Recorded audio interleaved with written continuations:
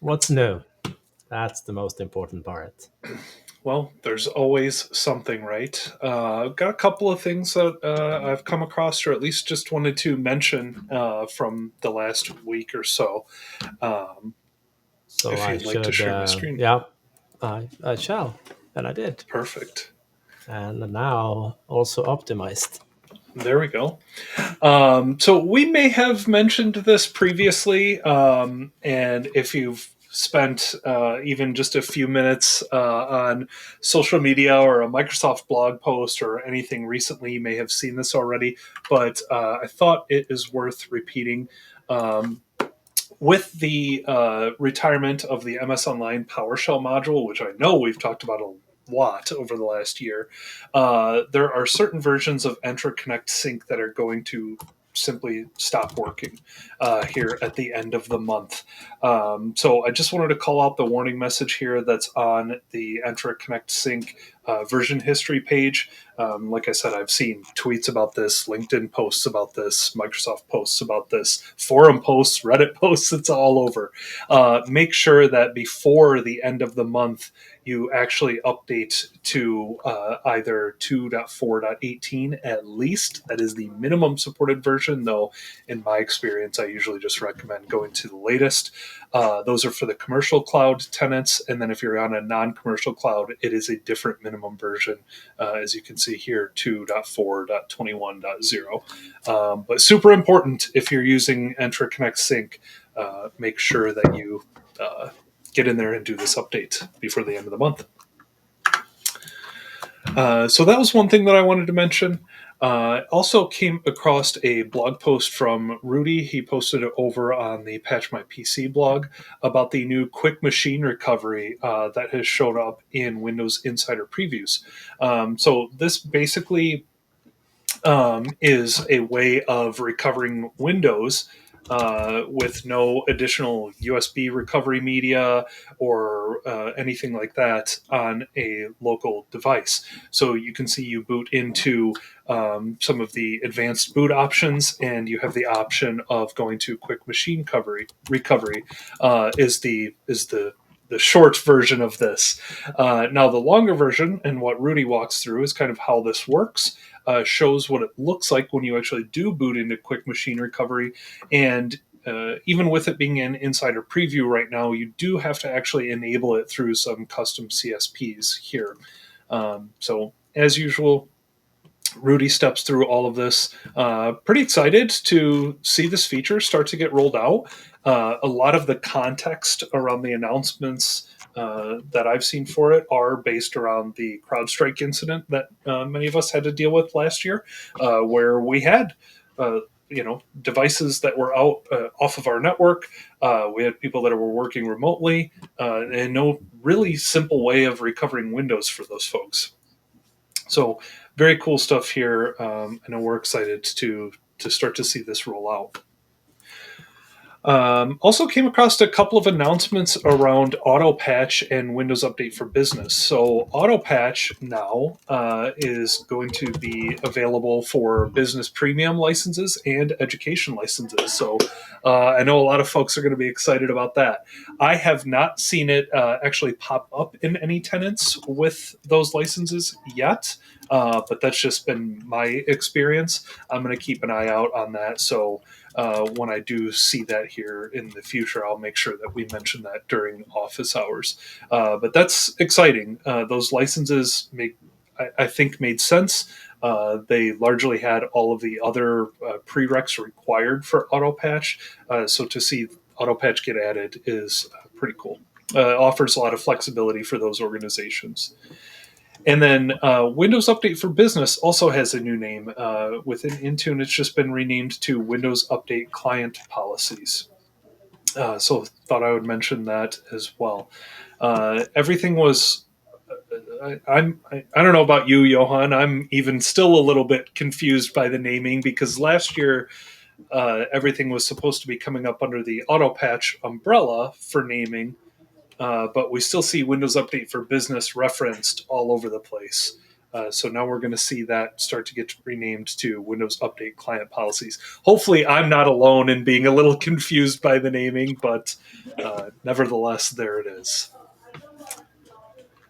Now, follow up from last week. I talked a little bit about how the new policies for lapse were going to be added into Intune, but as of that was part of the what's new in Intune in the 2503 service release. But we still had to do custom CSPs as of last week. Well, as of this week, that's no longer the case. So if we go to endpoint security node here and then go to account protection, and we'll just take a look at even an existing lapse policy that I have here.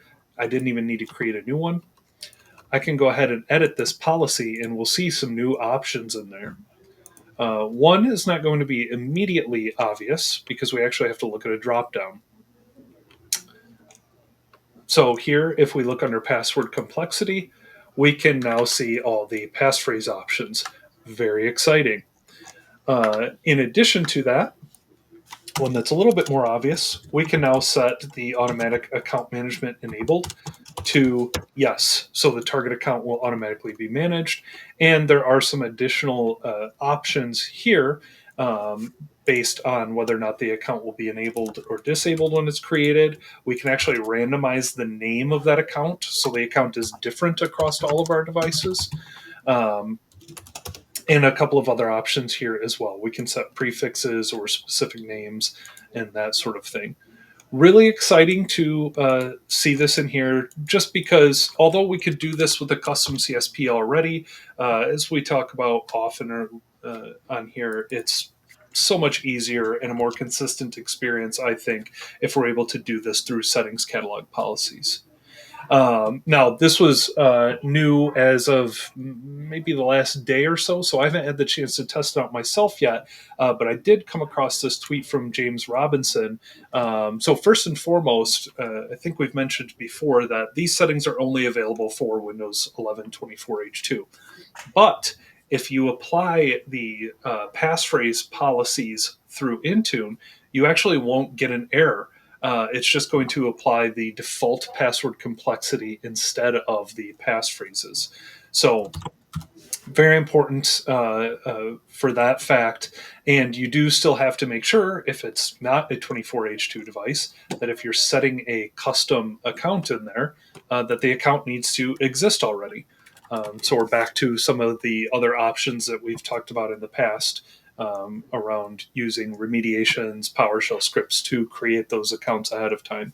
So there's still a little bit of nuance there, but very promising as we move into 24H2 and beyond what these settings look like. This is really going to streamline the lapse onboarding for new devices, I think. So pretty cool to see that those improvements make it to the platform. And that was what I had for today. All right, then. That was not so little.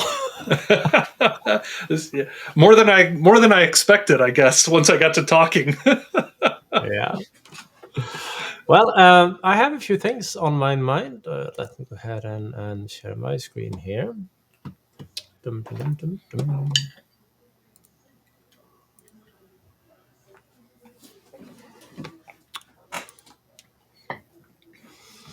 So first of all, there was a thread on Twitter going on earlier today regarding a customer who had troubles SysPrepping their Windows 11 image using ConfigMgr. There's a built-in capture process been in ConfigMgr for like 20 years now, or at least 15 years. I've been working perfectly until Windows 11, or until recent Windows 11, I should say, 24H2 in particular. But if you start to read through the SysPrep documentation, it quite clearly says, let's see, unsupported scenarios. SysPrep cannot run under the context of a system account. Guess what account ConfigMgr runs SysPrep under? That would be the system account. And the thing is, this has been working great, even though it's not has been supported. But right now, it started to fail.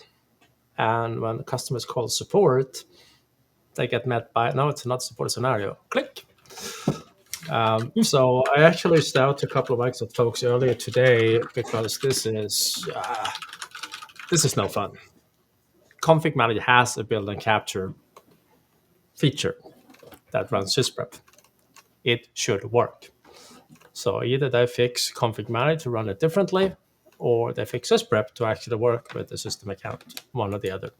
So workaround for now is, of course, run it differently.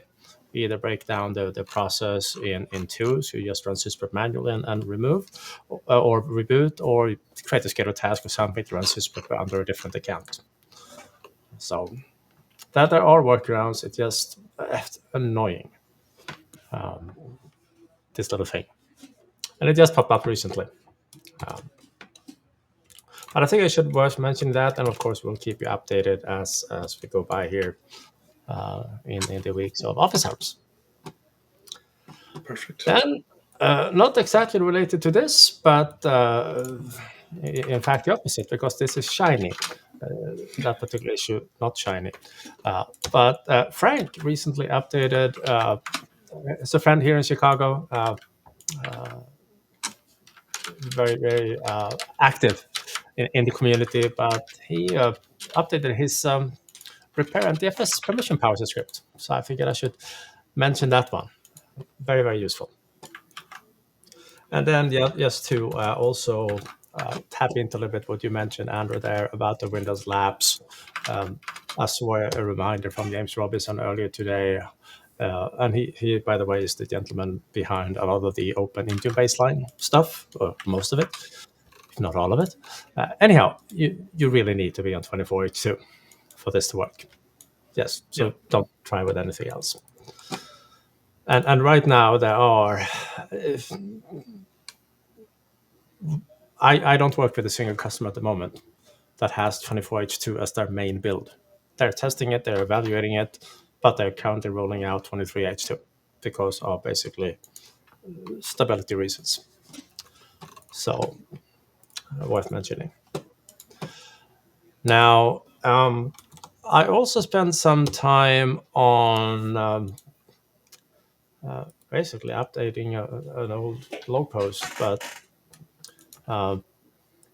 if you ever want a ConfigMgr boot image ISO to not ask question when you boot the virtual machine on it, well, here's a script to generate an ISO, and here's a script to make it be quiet, and just boot up without no questions or without questions. So those are available. And then the other one was I forgot about this. This was something I used maybe 20 years ago in the SMS 2003 OSD feature pack. Basically, when you want a sequence to pause and you don't want to leverage service UI or anything else, you just want it to stop for a bit. Here is a PowerShell script that you can add to your sequence. It works in WinP, it works in Windows, and it just sits there until you create a text file. And then it will continue. So you can just hit F8, create that text file, folder for that matter, since it's just using taskpath, it will work with the folder even though it says file, but then it continues. So I just want to share that one. It was a good old trick from when imaging was cool back in the early 2000s here. I don't know. I still think it's cool. It is still cool, but it was like keynote cool. Yeah. Bill Gates and what's his name? Will come to me. Brett Flagg organizing. I think Brad Anderson was on stage also at some point. Doesn't matter. They had this wall of fire, entire keynote hall, one of the walls in it. 100 computers stayed up with Windows 2000, and they re-imaged them to XP live in front of a couple of thousand people at the Forum in Copenhagen. So cool. Within 10 minutes, and it was beautiful. It was so beautiful. one of those memories for life Yeah. type experiences. Then they repeat that a little bit later. See, I'm so excited. I'm throwing stuff on the table here. But it was one of those moments. I was tears in my eyes. It was beautiful. Yeah, that's Uh, awesome. uh, I remember the technician on stage asking Bill Gates, if this fails, will I be fired? And without a blank yes. I was like, okay. Anyhow, fun memories. All right. Do we have any questions? We do. And I was just, it's funny, I was trying to find a post on that, and Brett Flagg does have a post from a few years back on the Wall of Fire. Looks like he might have even have a picture right in front of it. I saw a LinkedIn post from him when he joined Yep. Microsoft back again because he left for a bit and went over to Google and then he came back. Yep. This is probably the post. So pretty cool. I'll drop it in our links for this evening.